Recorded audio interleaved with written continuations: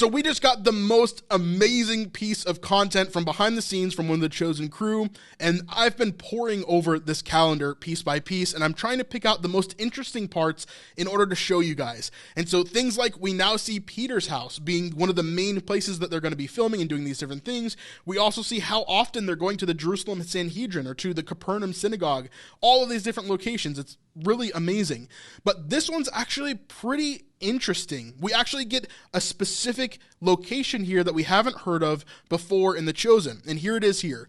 We see on day 34 that they actually start filming at a Perean village.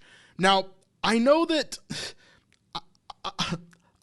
all of you are like so confused about like, what's a Perean?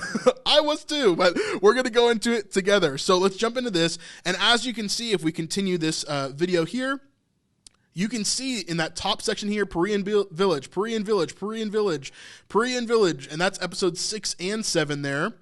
Perean village, that's episodes 5, 6, 5, 6. So they're here a ton in season 4, what it looks like. At least episode 5, it looks like. Let me see. Episode 6, episode 7, episode 6. See here, episode 6, maybe it's all episode 6. Yeah, it looks like almost like there's a ton of shots in episode 6 from this Perean village, right? And so as we kind of go through that, what is a Perean village? What is Perea? What is Perean? So let's jump into this and I'll show you right here. If you're liking this video and you want to see more from us, it would really help us out if you would subscribe to our channel.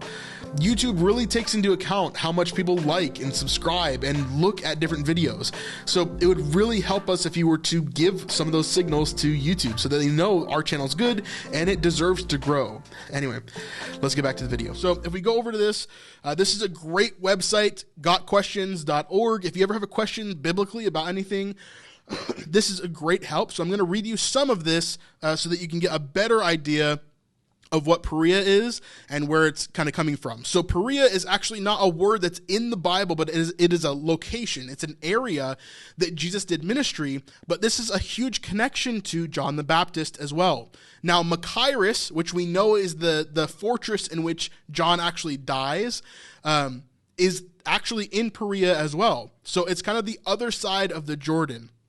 And so if we read it here, it kind of gives you a better sense of what we're looking at. Perea is not directly named in the Bible. It is commonly alluded to, though, as the place of beyond or across the Jordan. And here's a bunch of verses that you can look at where it says that.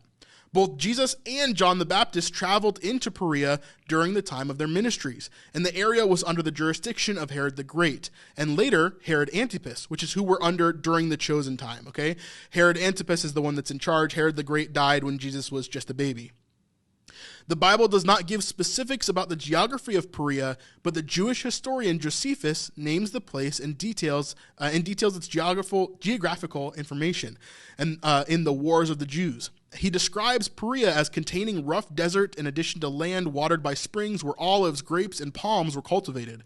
The length of Perea is from Machaerus to Perea, and its breadth from Philadelphia to Jordan. Its northern parts are bounded by Perea. The land of Moab is its southern border, and its eastern limits reach to Arabia and Silbonitis, and besides to Philadelphine and Gerasa. Okay, so the things that we really need to pay attention to are Machaerus, which is a location that we really, really know, right?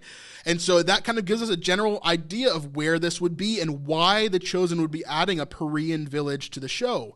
They're obviously trying to connect John the Baptist's ministry with Jesus' ministry. And we know that if we look back at the whole incident with Herod, right? We actually get this moment in the Gospels where Herod thinks that Jesus is John the Baptist resurrected from the dead. And so why would he begin to hear rumors about Jesus? Why would he begin to hear about this Jesus character? Because Jesus does ministry in Perea as well, where John the Baptist was when he was killed, right? Now, here, if we read this paragraph right here, we see in the New Testament, Perea was an area visited by Christ, and many commentators speak of Jesus' Perean ministry. As opposed to his Judean and Galilean ministries, The normal route between Galilee and Judea took a Jewish traveler through Perea, thus avoiding Samaria. Now, remember, if you go back to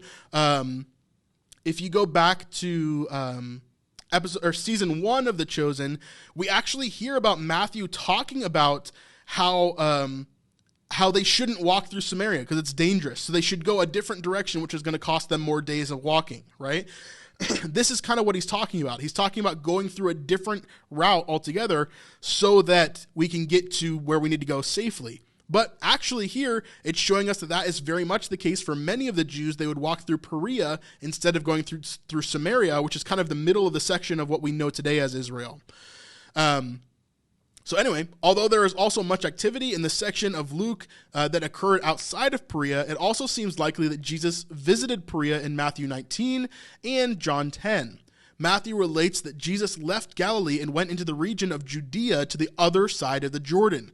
Large crowds followed him, and he healed them there. So this is a really cool thing. I think this is going to be a huge connection between John the Baptist and Jesus, and bringing back that connection later on in the season. Because if we see John the Baptist die in episode 1, then we're going to probably see Herod start to get wind of Jesus later on in the season, and that's going to bring us into the end of the season and into Holy Week, which is the next season, season 5.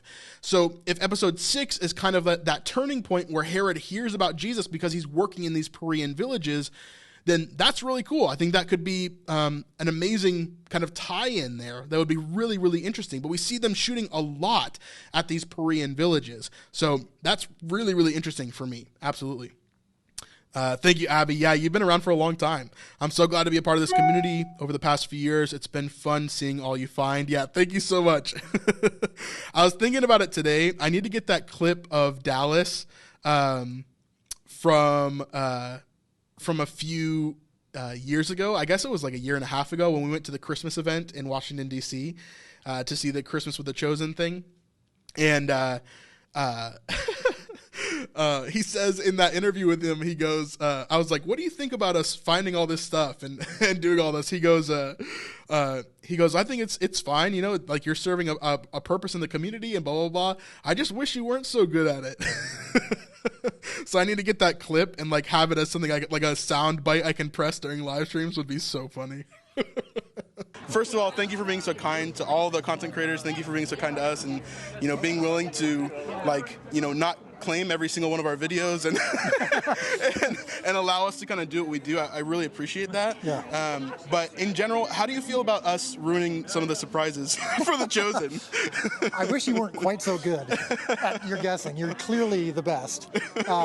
No, I don't mind it at all because the one time I think I actually reached out to you when you guys put it in the actual thumbnail. Right. And I'm like, I don't want people scrolling and seeing it, and I'd like them to actually have to watch the video. Right. But this is part of it. I mean, we're gonna have by being this open, which we decided right away to do, and never deleting comments if they're critical, never asking people like yourself to say only nice things. Like, this is your thing. It's your turf. You should say whatever you want. Yeah. And part of that's going to mean that we're going to get criticized sometimes. Part of that means we're going to have some spoilers sometimes. Yeah. But we want the win, the benefit of you feeling empowered to be able to talk about whatever you want is worth way more than us getting only sanitized, packaged versions. Yeah. And what I love about what you and Vanessa do is you just turn the camera on and you just start talking. Yeah. You know, and whatever you guys want to say is great. And anytime we disagree on something, I'm like, let's talk about it. I want you to do that. 100%. And so yeah, it's worth it. So you guys guess away. Sometimes you've been wrong a couple times. Yes. We're absolutely wrong a lot too. But on the big ones, I'm like, how did you get Mary Magdalene from the trailer, man? Like, why are you noticing her headdress? It's just the beautiful hair. You know? I guess so. Thank you so much for checking out this small part of our live stream. You can check out the entire live stream and full podcasts over on our Patreon at patreon.com/thesnipelife. This is by far the best way to help us in our ministry, so thank you so much to those that are on our Patreon already, and we'll see the rest of you over there, hopefully. We'd love to hit 300 patrons this year, so you could really, really help us out. We'll see you on the next one. Peace.